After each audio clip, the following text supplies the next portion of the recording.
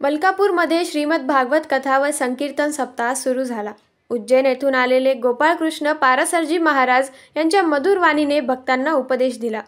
महाराजांनी कथेच्या माध्यमातून जीवनातील बदल आणि देवाची पूजा करण्याचे महत्त्व सांगितले।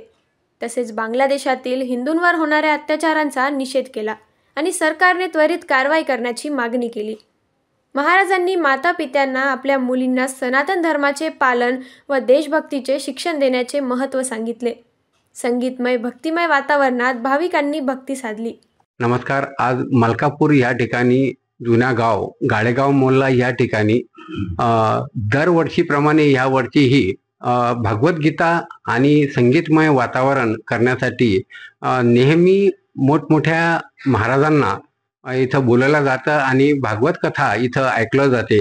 त्यामध्ये हिंदू धर्म या आणि सनातन धर्म याविषयी बऱ्याच महाराजांकडनं भाविकांना ज्ञान घेण्यासाठी मिळतं। तर आपण जाणून घेऊया। हे उज्जैनवरून आलेले गोपाळकृष्ण पारासरजी महाराज आलेले आहे आणि यांनी 7 दिवसाचं या ठिकाणी एक सप्ताह भगवद्गीतेचा घेण्याचा एक काम केलेलं आहे। तर यांच्याकडनं जाणून घेऊया की यांची प्रतिक्रिया हिंदुत्व आणि सनातन धर्म आणि बांगलादेश सध्या जो आपल्या तिथल्या हिंदू लोकांवर जो अत्याचार करतोय तर त्याबद्दल त्यांचं काय म्हणणं आहे जाणून घेऊया।